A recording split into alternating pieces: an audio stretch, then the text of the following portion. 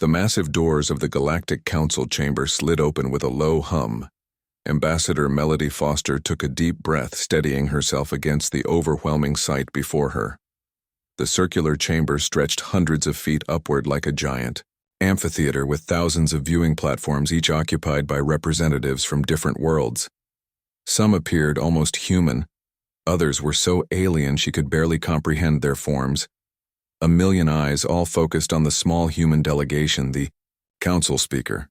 A towering 12-foot being with iridescent scales and 4 arms raised her upper limbs for silence. Her voice resonated through the chamber without need for amplification. The representatives from Earth will now approach the central podium. Melody felt a trickle of sweat run down her back as she led her team forward. Ambassador Alan Reed and Protocol Officer Natalie Winters followed closely behind, their faces masks of diplomatic composure hiding the fear they all felt. This was the first time humans had been permitted to address the full Galactic Council, a privilege normally reserved for species with at least 5 centuries of interstellar capability. Earth had achieved faster-than-light travel barely 20 years. The fate of your species rests on these proceedings, the council speaker announced, her multifaceted eyes gleaming. We have received multiple complaints from established members of the galactic community regarding human expansion activities, stand accused of territorial aggression, technological theft, and cultural contamination. How do you respond? Melody stepped forward, activating the translation matrix embedded in her collar. Members of the Galactic Council, we come before you, not as aggressors but as seekers of understanding. The accusations against us stem from misunderstandings, not malice. A harsh bark of laughter came from the Rexian delegation. The reptilian diplomat slammed a clawed hand against his platform. Do not insult our intelligence with platitudes, human. Your kind expanded into 7 star systems in less than 2 decades, a pace unprecedented in galactic history. You have adapted technologies far beyond your development level and infected 3 established cultures with your primitive ideologies. Murmurs of agreement rippled through the chamber. Melody maintained her composure, though she could feel the weight of thousands of hostile stares. If I may demonstrate, rather than merely explain, she said, nodding to Natalie, who activated a holographic display in the center of the chamber. The hologram showed Earth a small blue marble, then zoomed out to reveal its position in the galaxy, a tiny speck in an unremarkable spiral arm. Then red markers appeared, showing the territories of the major galactic powers. Hundreds of thousands of star systems claimed by ancient species. By comparison, the 7 systems humanity had settled appeared as barely visible green dots. We occupy less than 1/100th of 1% of claimed space, Melody stated, and our settlements are in systems previously deemed uninhabitable by council standards. The display shifted, showing the harsh conditions of the human colonies. Extreme gravity worlds, toxic atmospheres, planets locked in permanent ice ages. No sentient species has ever considered these viable for colonization, yet humans thrive there. We did not take what others wanted. We simply found value where others saw none. The Rexian diplomat hissed. That is precisely the issue. You should not be able to survive in such conditions. Your adaptability threatens the established order, Ambassador. Reed stepped forward. Then the council laws clearly state that uninhabited systems, not claimed for strategic purposes, are open for settlement. We reviewed all regulations before expansion. We followed your rules. A new voice joined the conversation, smoother, deeper.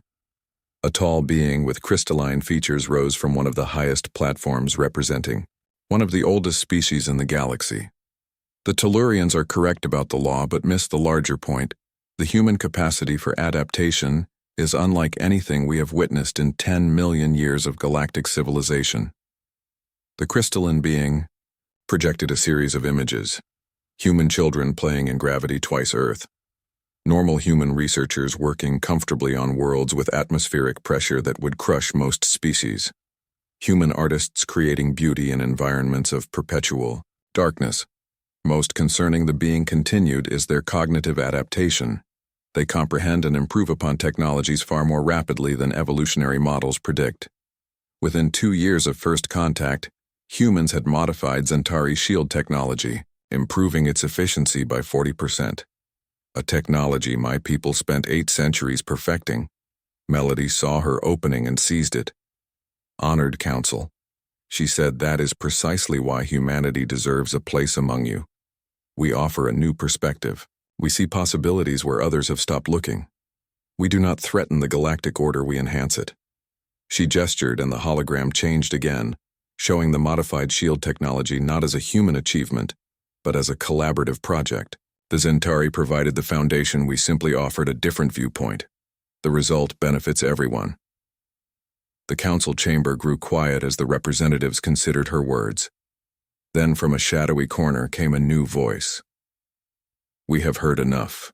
The fate of humanity will now be decided. A figure moved into the light, revealing a being so ancient that gasps echoed throughout the chamber.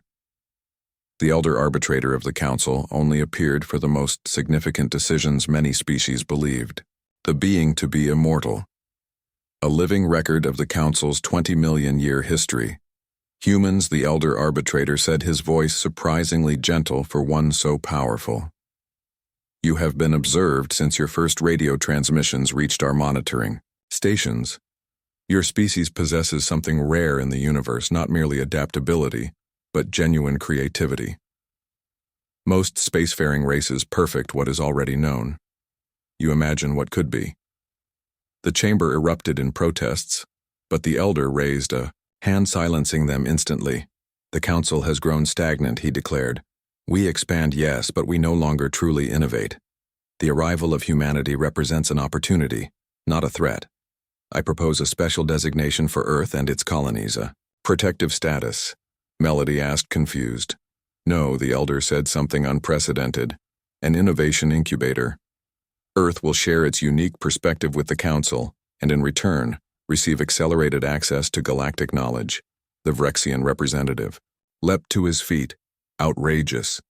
These primitives would have access to technologies thousands of years beyond their development. Only technologies they can comprehend and improve upon, the elder clarified. Their limitations will be natural ones. If they cannot understand a technology, they cannot misuse it, and any improvements they develop will benefit all council races. The chamber descended into chaos as representatives argued among themselves. Melody exchanged glances with her team, hardly daring to hope. The elder arbitrator watched the debate with ancient patience until finally raising his hand again. A vote will be taken, he announced. As is tradition, in matters of special significance, each species will have one vote regardless of territory or population.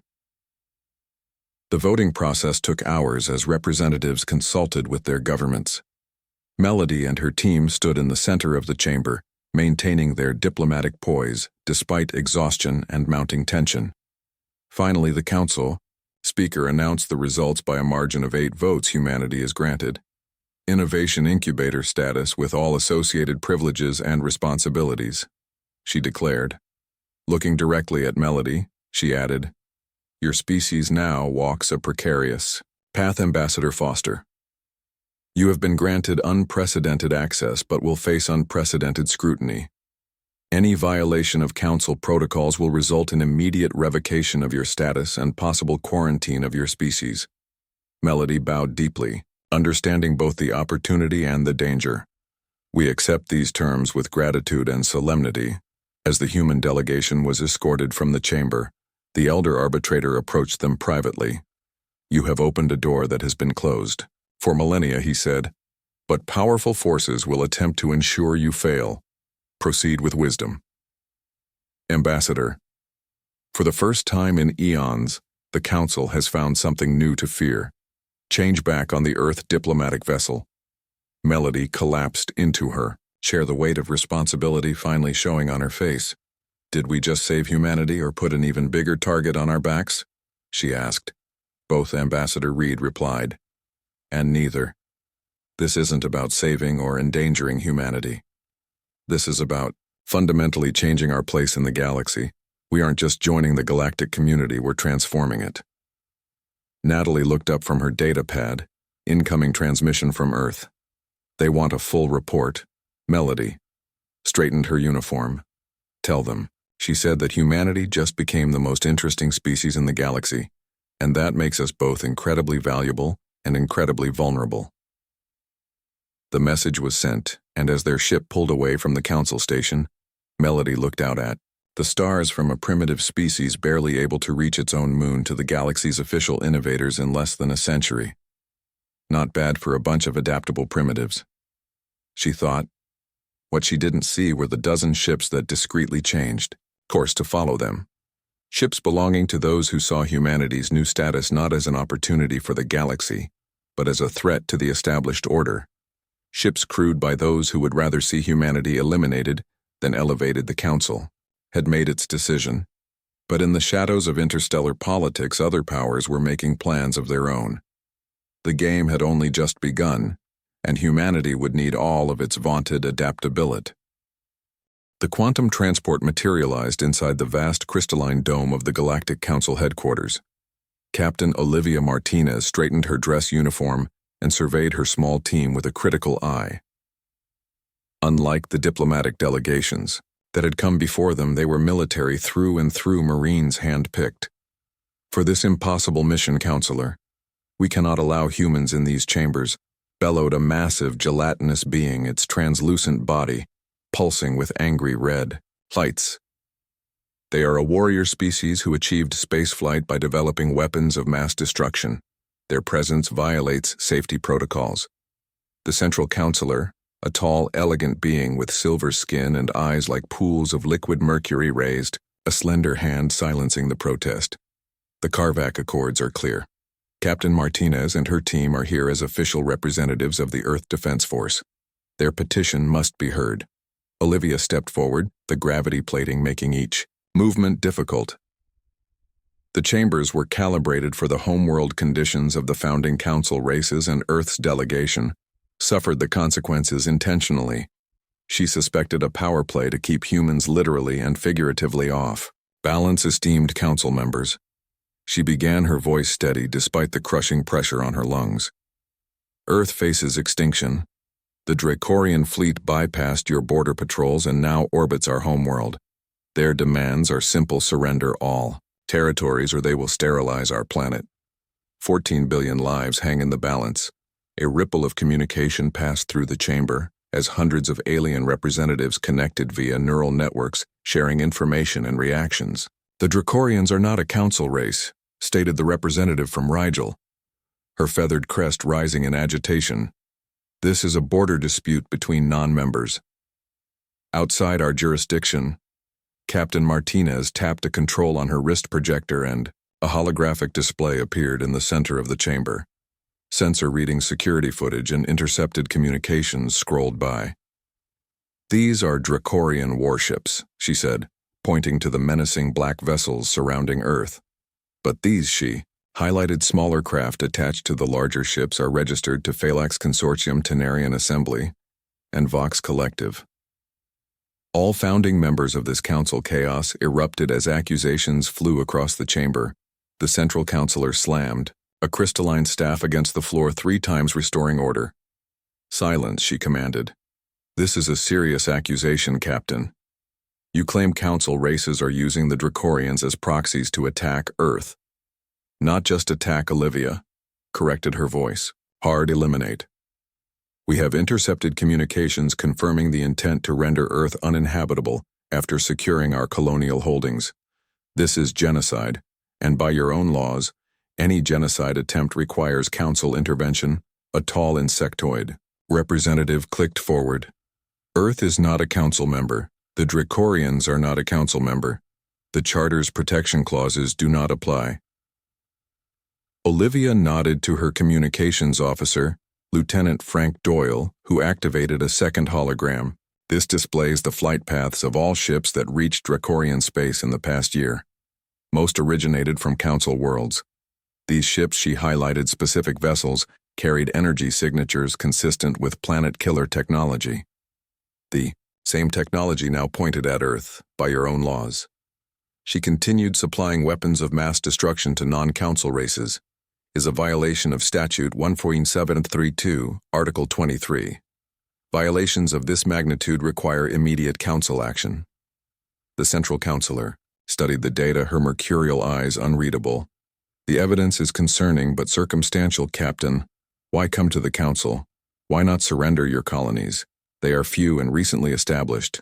Surely they are not worth the extinction of your species. Now they reach the heart of the matter, the real reason Olivia had been sent rather than a diplomat. Because we know the truth, Captain Martinez said. This isn't about our colonies. It's about us, humans. Our existence threatens something or someone represented in this chamber. She nodded again, and Lieutenant Doyle activated the final hologram showing a genetic analysis. Your civilizations are ancient, your species evolutionarily stable. Some would say stagnant. But humans are different. Our DNA contains anomalies not seen in any other council race. Accelerated adaptation rates, heightened neural plasticity, and genetic markers that your own scientists have classified as developmental triggers. Human advancement frightens you, hey?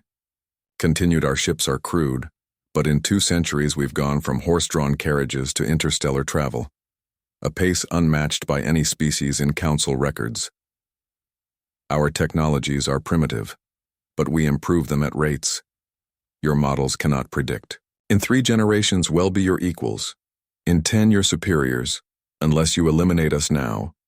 The chamber went deathly silent. The central counselor approached the human delegation, her liquid metal eyes reflecting Olivia's determined face. You accuse the Council of conspiracy to commit genocide, a crime punishable by dissolution of member states. This is not a claim made lightly. Captain, it's not a claim made without evidence, Olivia replied. She turned to the 3rd member of her team, Science Officer Devin Walker, who had remained silent throughout the proceedings. Dr. Walker stepped forward with visible effort under the crushing gravity. His voice strained as he spoke. Before joining Earth's Defense Force, I worked for the Centauri Exchange program. I had access to restricted xenobiological databases that showed something remarkable. Every advanced species represented here evolved in isolation, following predictable patterns with specific limitations. He activated his own holographic display showing evolutionary trees from dozens of worlds. But Earth life shows evidence of multiple external genetic influences, some natural from cosmic radiation or asteroid impacts, but others he highlighted specific genetic markers appear deliberate, as though Earth's evolutionary path was guided by whom, demanded the Rigelian representative, her feathers now fully extended in alarm by the predecessors. Walker replied. The chamber erupted again with shouts and denials. The predecessors were a mythical race believed to have seeded the galaxy with life before disappearing millions of years ago. Most council races considered them legendary, but humans had uncovered evidence suggesting otherwise. The central counselor raised her staff again. The sound cutting through the chaos. I have heard enough, she declared. The council will deliberate, Captain Martinez. You and your team will remain as our guests. Guests. Olivia thought bitterly as they were escorted from the chamber. Prisoners more. Likely the Dracorian fleet had a 24-hour deadline and 9 hours had already passed. Even if the council decided to intervene, they would deliberate for days while Earth burned. In a private chamber away from prying eyes, the human team gathered. Around a small table were dead in the water. Frank said, keeping his voice low. They won't help us. They're afraid. Devin replied, his scientific detachment slipping. You saw their reactions when I mentioned the predecessors. It's the ultimate taboo subject. For them, Olivia checked her chronometer time to implement the contingency plan, she said. They never intended to give us a fair hearing. Frank, prepare the package. Devin, ensure our quantum signal gets through. Frank removed a small device from his boot. While Devin worked on a communicator he had smuggled past security. We've got maybe 5 minutes before their sensors detect this transmission. Devin warned. Olivia nodded. That should be enough. She activated the device, creating a small hologram of Admiral Helena Wong back on Earth. Status report, Captain. The Admiral demanded, negotiations failing as expected. Olivia reported permission to implement solar flare. The Admiral nodded grimly. Permission granted. The Dracorian fleet has moved into phase 2 position. We've evacuated as many as possible to the deep shelters. Good luck, Captain Wong out. As the transmission ended, the door to their chamber slid open, revealing the central counselor flanked by security drones. "You have violated protocol by transmitting from this facility," the silver being stated. Her eyes narrowed. "What is solar flare?" Olivia stood straight, facing the ancient being with unflinching resolve. "It's already too late to stop it," she said. "Human scientists discovered something about your precious council. It isn't just a political body. It's a technology, a network spanning the galaxy that connects all member worlds. All council technology operates on quantum principles that can be disrupted by a specific frequency." The central counselor stepped back, alarm finally showing on her metallic features. "You wouldn't your own colonies use council-derived technology, you'd cripple yourselves as well." Olivia smiled grimly. "We adapted your technology, Counselor, just as we've adapted everything else. While your scientists were watching for weapons, they missed what we were really doing, making ourselves immune to the vulnerabilities built into Council tech in 10 minutes. The central counselor whispered her composure. "Slipping every council system will experience cascading failures. Communications, defense grids, environmental controls, billions will die only if you allow it," Olivia countered. "The solar flare can be stopped with one command from this chamber. Order the Dracorian fleet to stand down, acknowledge Earth's sovereignty and independence, guarantee our safety under council law. It's blackmail," the counselor hissed. "It's survival." Olivia correct. The translator implant in Laura Beckett's ear buzzed with static as she stepped onto the teleportation platform. The council chambers loomed before her, a massive cathedral-like structure that seemed to defy the laws of physics, with floating platforms and bridges made of pure energy. Species from 1,000 worlds filled the viewing galleries, their attention fixed on the single human standing alone in the center of the judgment circle. "This proceeding is unprecedented," announced the arbiter of law, a being composed entirely of swirling golden light. "No individual has ever stood accused of crimes against the collective galactic consciousness. Before us stands Laura Beckett, human musician whose compositions have spread through council space, like a virus infecting the minds of citizens across 17 sectors." Laura clutched her antique guitar tighter, the only familiar thing in this alien environment. When the galactic patrol ships had surrounded her tour vessel, she'd assumed it was some kind of immigration mistake, not an arrest for what they called mimetic warfare. "The evidence will now be presented," the arbiter continued. A holographic display activated showing concert footage from Laura's recent interstellar tour. Crowds of various alien species swayed to her music, some weeping, others appearing to enter trance-like states. Ambassador Trelk of the Valerian Collective rose from his seat, tentacles waving for attention. "This human has violated the Cognitive Protection Act of the Galactic Charter. His species has no natural psychic abilities, yet the harmonic patterns in her music produce effects indistinguishable from grade 3 psychic manipulation." Laura stepped forward, her voice steady despite her fear. "I'm just a musician. I play songs about love and loss and hope, the same themes that exist in music across the galaxy. You are being disingenuous, human." The arbiter replied. "The frequencies you combine in your compositions resonate with neural pathways in multiple species, creating emotional responses that bypass rational thought. 8 riots have broken out following your performances. 3 planetary governments have faced protest movements adopting your lyrics as revolutionary slogans." On a floating platform above the chamber, a small blue-skinned being with enormous eyes stood, the representative from Aquila. 9 blinked rapidly. "The human speaks truth. Ambassador Trelk. She possesses no psychic abilities. I sense no deception. Her effect on our populations is not deliberate." Laura nodded gratefully toward the defender. "Thank you. I had no idea my music was causing problems. I just wanted to share human culture."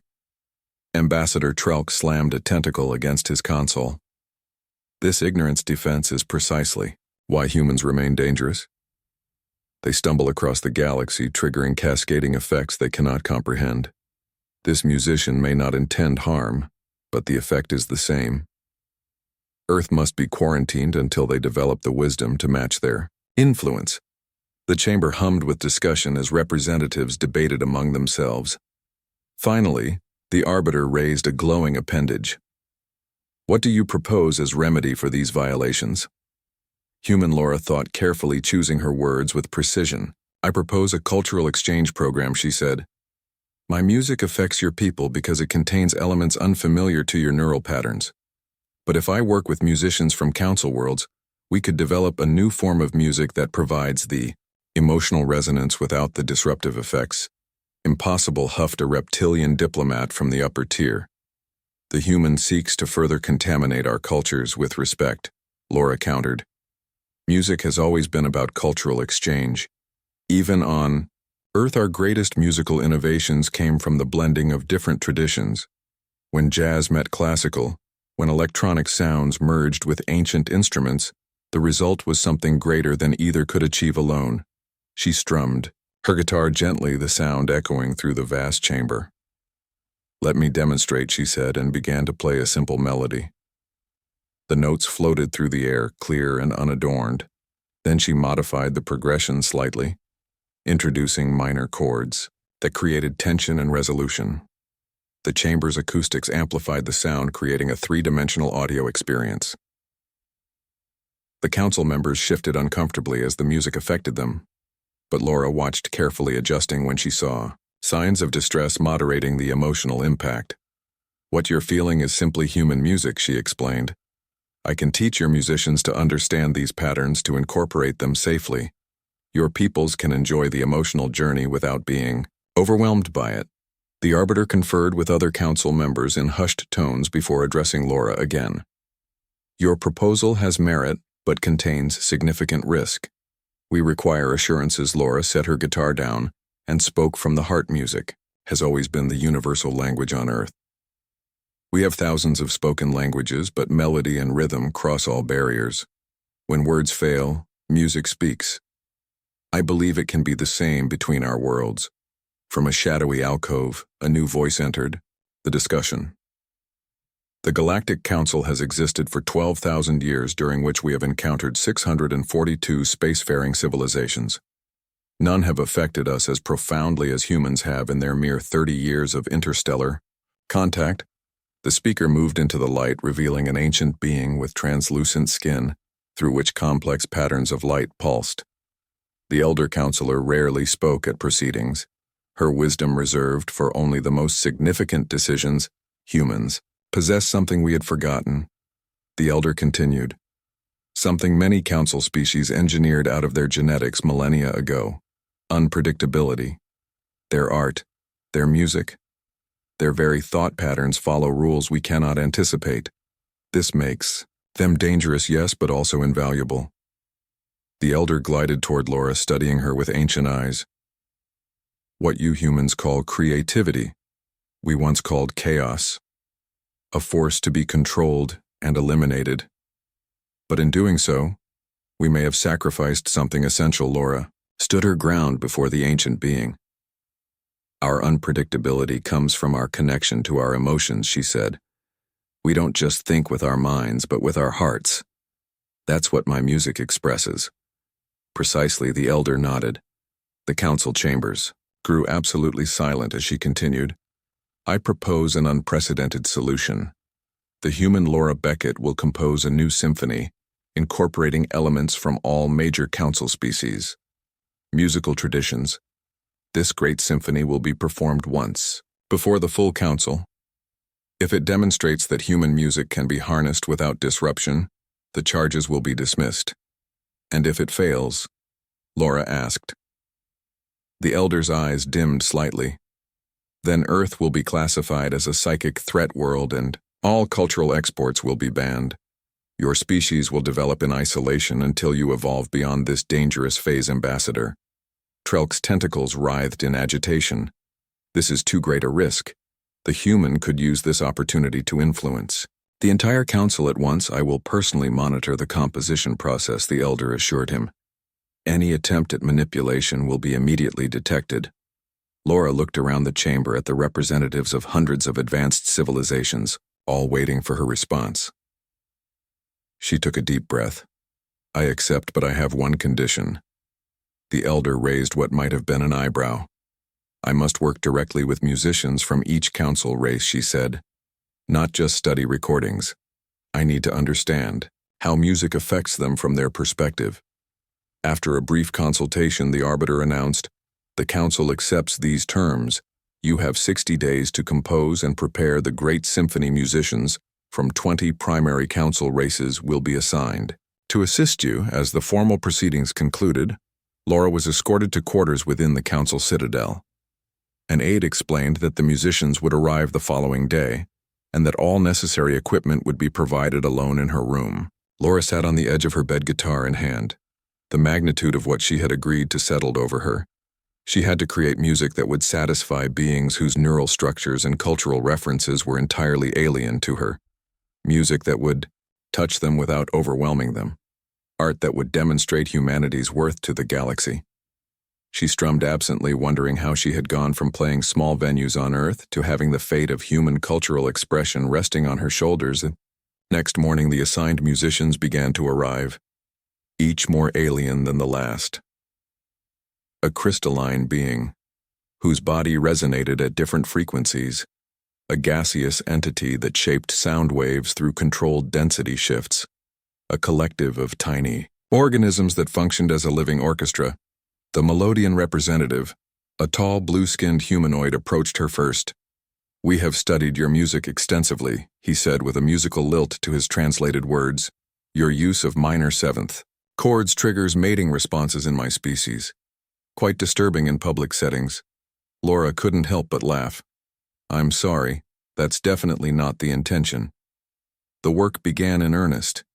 Each alien musician demonstrated their cultural traditions. The crystalline harmonite could produce 16 distinct tones simultaneously.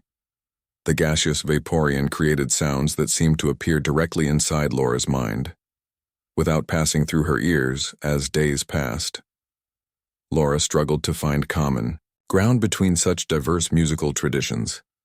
Then she noticed something. Each species, despite their differences, responded to rhythm. The pulse of sound created P. The emergency klaxons wailed throughout the Galactic Council headquarters as Security Director Amelia Hart sprinted through the crystalline corridors. Behind her, 2 human guards dragged the struggling form of an alien diplomat, his scaled skin flushing angry red as he hissed threats in 17 languages. The diplomatic pouch he had attempted to smuggle into the council chamber dangled from Amelia's hand, its quantum seal now broken, revealing the molecular disassembler within enough firepower to vaporize the entire council leadership. The massive doors to the grand chamber slid open as Amelia approached council security. The guards announced, shoving the Naxian diplomat to his knees before the assembled representatives of 500 worlds. The council speaker, a massive being with 6 eyes and skin that shifted colors with his emotions, leaned forward from his elevated platform. Security Director Hart explained this interruption. Amelia held up the diplomatic pouch. "Assassination attempt, Counselor," she said, her voice echoing through the vast chamber. "Ambassador Vrask of the Naxian hegemony attempted to bring this molecular disassembler into the session. Scans show it was programmed to activate during the human recognition ceremony." Gasps and murmurs spread through the chamber as representatives processed the implications. The Naxian ambassador thrashed against his restraints. "Lies," he spat. "I am protected by diplomatic immunity. This human fabricated evidence to prevent our testimony against Earth." Amelia nodded to one of her guards who activated a holographic display, showing security footage of the Naxian placing the device in his diplomatic pouch. The timestamp clearly showed it occurred just 20 minutes earlier. The council speaker's skin darkened to a deep indigo as he studied the evidence. "Ambassador Vrask, you stand accused of attempting to assassinate the council leadership. How do you respond?" The Naxian stopped struggling, his posture suddenly calm, calculated. "You fail to ask the relevant question, Counselor," he said. "Why would the Naxian hegemony risk interstellar war by targeting the council? The answer lies in what you were about to do. Recognize humans as a Class 1 species with full voting rights." The council chamber grew silent. The recognition of a new spacefaring race as equals was rare, occurring perhaps once in a century. Earth's petition had been controversial, But after 50 years of peaceful expansion and technological contribution, most council races supported elevation of human status. The Naxians' inner eyelids flickered rapidly. We have evidence that humans are not what they appear. This woman, he gestured toward Amelia, is not here to save the council, but to silence those who know the truth. The security director maintained her professional composure, though her hand instinctively moved toward her sidearm. The Naxian diplomatic delegation has made increasingly erratic claims about humanity since we discovered their weapons. Smuggling operation in the Proxima sector. Assassination is a desperate attempt to prevent their exposure. Enough, the council speaker declared. His skin now pulsed between indigo and red, signaling internal conflict. The human recognition ceremony is postponed pending investigation. Ambassador Vrask will be detained and his evidence examined. Security Director Hart will surrender all records related to this incident to a neutral third party. Amelia bowed stiffly. As you command, Counselors. The Naxian was led away. He locked eyes with Amelia. You have merely delayed the inevitable, human, he hissed. The truth cannot remain hidden forever. 3 hours later, Amelia paced in her office beneath the council chamber. Her second in command, Marcus Diaz, watched her with concern. 2 assassination attempts in a month, he said. This goes beyond normal anti-humanism. Something has the Naxians terrified. Amelia stopped pacing. They claim to have discovered something about our biology, she said. Something that proves we're a threat to the galaxy. Marcus snorted. We're barely 50 years into space exploration. We have 20 colonies compared to the thousands held by major council races. We're technological infants compared to species with million-long histories. The door chimed, interrupting them. The elderly figure of Counselor Teller of the Arcturian Collective entered her wrinkled blue face grave. Director Hart, I must speak with you privately. Marcus nodded and left the room. Amelia gestured toward a chair designed to accommodate various alien physiologies. Counselor, what can I do for you? The ancient alien studied Amelia with multifaceted eyes that had witnessed centuries of galactic politics. The Naxians have submitted their evidence to the council, she said. I felt you should be prepared for what comes next. Amelia tensed. What evidence? The Arcturian placed a small crystal on Amelia's desk, which projected a holographic display of human DNA, alongside various alien genetic codes. They claim human DNA contains markers identical to those found in the predecessor archives. Amelia kept her expression carefully neutral. The predecessors were a mythical first race believed to have seeded the galaxy with life, before mysteriously vanishing. Billions of years ago, most council races considered them legendary, though some fringe religions worshipped them as gods. That's absurd. Amelia said, humans evolved on Earth. We have a complete fossil record. The Arcturians' expression remained grave. There is more. The Naxians claim these markers indicate humans were designed as weapons. The rapid adaptability, the aggressive expansion tendencies, the psychological resilience.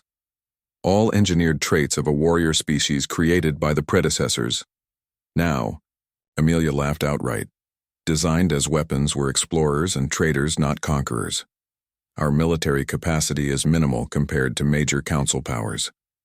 The Arcturian leaned forward. Not all weapons destroy immediately. Director Hart. Some infiltrate. Some transform.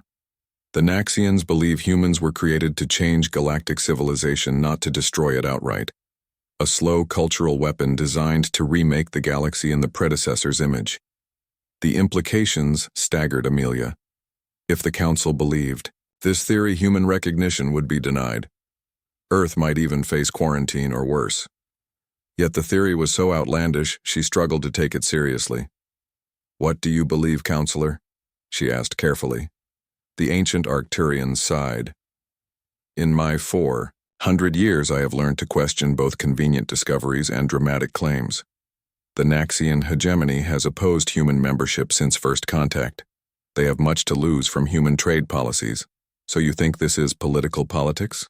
And truth often intertwine. The Arcturian stood preparing to leave. What matters now is how humanity responds. The Council has called an emergency session. All major human representatives are summoned to address these allegations. Tomorrow you will. All face judgment. After the counselor departed, Amelia immediately contacted Earth's ambassador Miles Turner and the rest of the human delegation. They gathered in the secure conference room beneath the council chamber to review the Naxian evidence. This is preposterous. Ambassador Turner exploded after studying the genetic comparisons. We're descended from apes, not ancient super beings. Dr. Elaine Powell, the delegation's chief scientist, was more measured. The genetic markers they've identified are real, but their interpretation is flawed. These sequences relate to neural development and adaptability. Convergent evolution could explain the similarities. Marcus pulled up additional files from the Naxian submission. They claim our rapid technological advancement is further proof.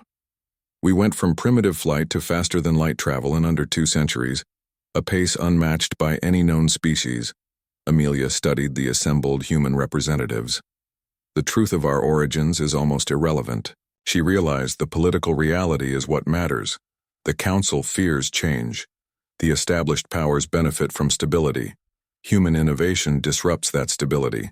Whether we're natural or designed, the outcome is the same. What do you propose, Ambassador? Turner asked. Amelia walked to the room's central holographic display. We embrace the accusation, she said. The room erupted in protests, but she raised her hand for silence. Think strategically. If we deny everything, we look defensive, guilty.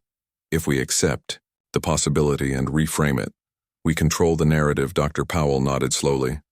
I see your strategy. The predecessors are revered by many council races. If we're somehow connected to them, it gives us legitimacy. Exactly. Amelia said. We don't claim to be weapons. We suggest we might be messengers designed not to conquer but to rejuvenate a galaxy that has grown stagnant. Ambassador Turner rubbed his chin thoughtfully. It's risky. The militant council races will still see us as a threat. Some will, Amelia acknowledged.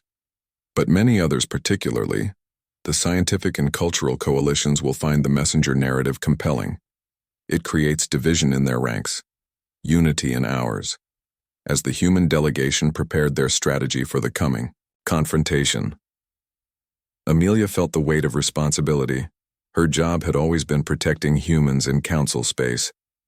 Now she was helping shape the future relationship between humanity and the galaxy. The next morning, the full Galactic Council convened.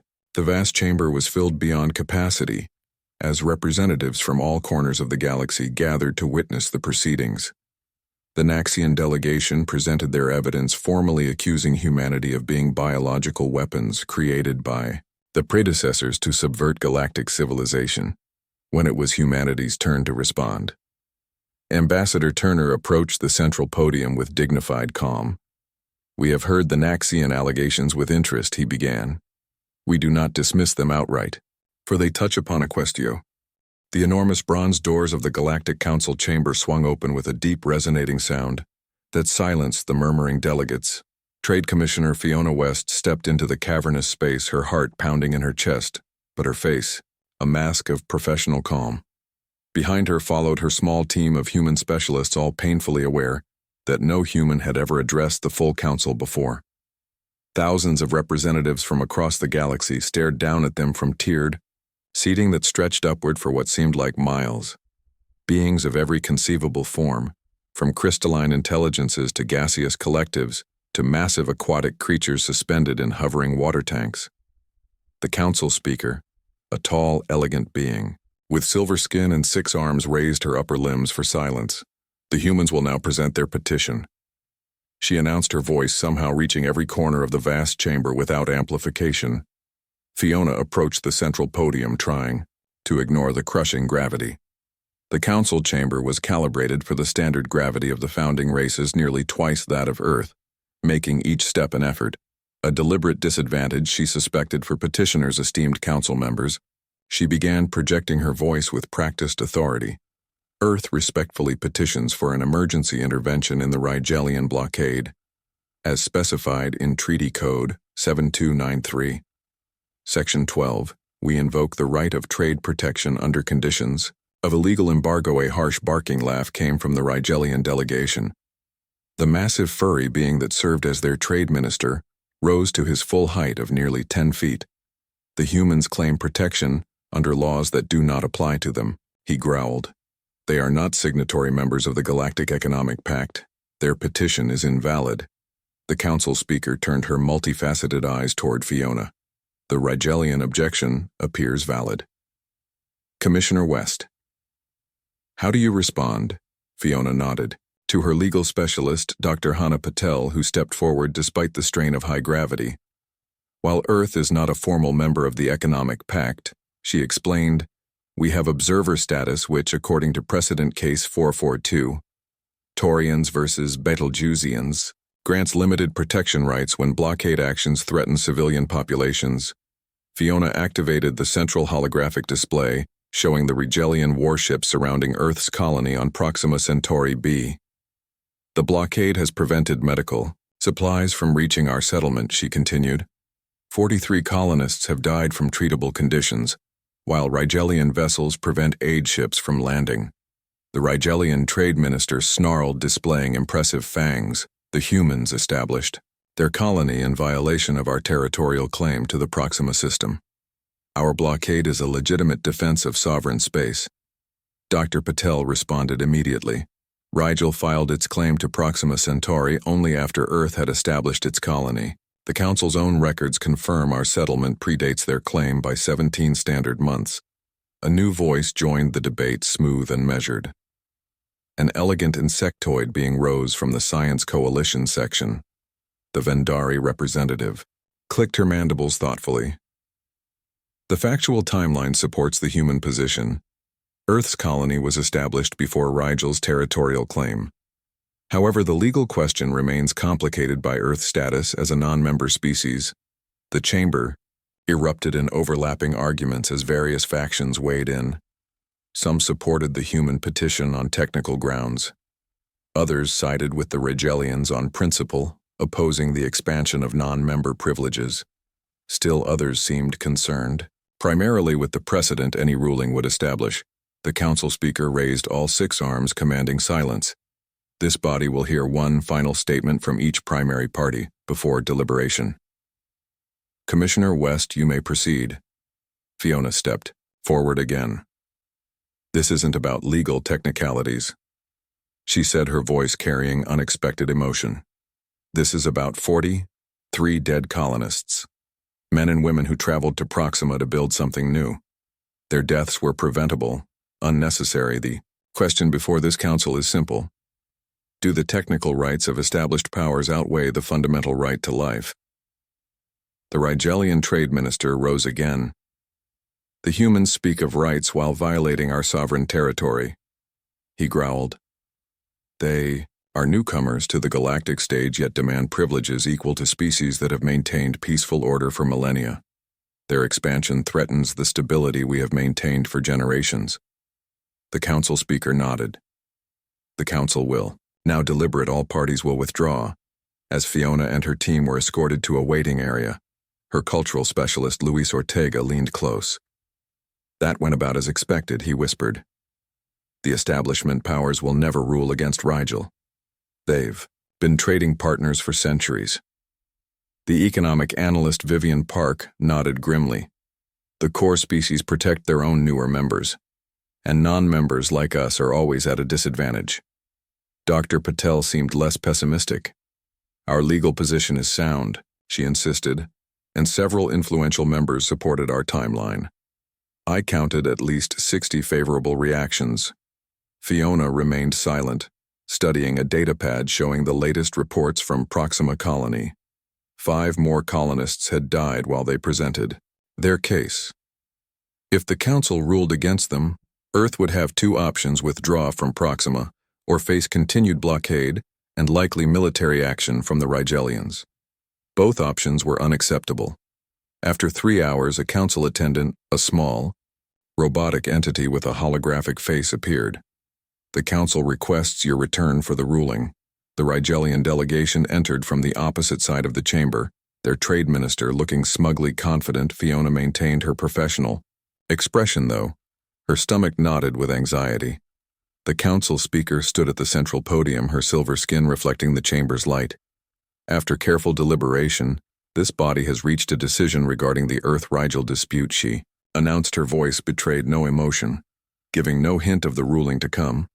By a vote of 34-28 to 34-27 with 12 abstentions, the Council recognizes the legitimacy of Earth's Proxima colony, based on established precedent of first settlement, the Rigelian. Delegation erupted in protests while Fiona's team exchanged shocked glances. A single vote margin was unprecedented in Council decisions. The speaker continued. The Rigelian blockade is deemed in violation of Humanitarian Code 223 and must be lifted. Within 3 standard days, the Rigelian trade minister stepped forward without permission, his massive form shaking with rage. "This is outrageous," he roared. "The council has been manipulated. The humans have no right." The speaker cut him off with a gesture.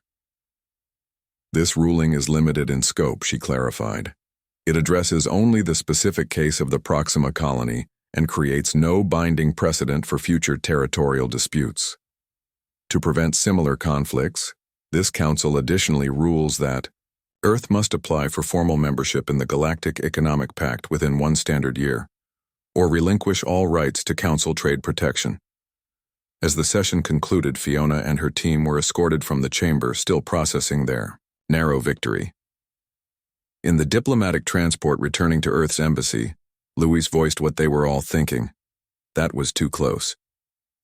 One vote. Dr. Patel studied her data display. "Something doesn't add up," she said. "Several delegations that historically align with Rigel voted in our favor, including the Arcturian Collective." Vivian Park looked up from her economic projections. "The Arcturians switched sides at the last minute. What made them change their position?" The answer came 3 days later, as Fiona prepared to return to Earth. A private message requested her presence at the Arcturian embassy. When she arrived, the ancient ambassador greeted her personally, leading her to a secure room free from surveillance. Commissioner West, the elderly, Arcturian said once they were alone, "I believe you have questions about our vote." Fiona nodded cautiously.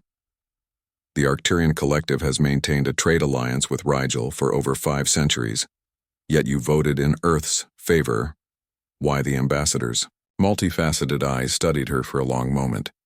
"We voted as we did because of what we discovered in your genetic code." Fiona blinked in confusion. "I don't understand." The Arcturian activated a holographic display showing human DNA alongside what appeared to be another species' genetic structure. "Your scientists believe humans evolved naturally on Earth. A remarkable coincidence considering the mathematical impossibility of your genetic pattern appearing through random mutation." "What are you suggesting?" Fiona asked, her diplomatic training keeping her voice steady despite her growing alarm. The ancient being gestured to the second genetic structure. "This is the Arcturian ancestral genome from before our species achieved spaceflight. 5 million years ago we received visitors. We called them the Shapers. They modified our genetics, accelerating our development. They visited many worlds, guiding species toward sentience." Fiona struggled to process the implications. "Are you saying humans were engineered?" "No," the Arcturian corrected. "The opposite. Your DNA contains markers identical to our visitors. Not the recipients of engineering, but the engineers themselves. Dormant sequences that match no known evolutionary pattern in your fossil record." "That's impossible," Fiona whispered. "We evolved from primates. We have the fossil record." The Arcturian made a gesture equivalent to a shrug. "You have evidence of physical evolution." "Yes, but your cognitive development, your neural architecture, they appeared suddenly in your species' history, a great leap forward. The same pattern the Shapers created wherever they went."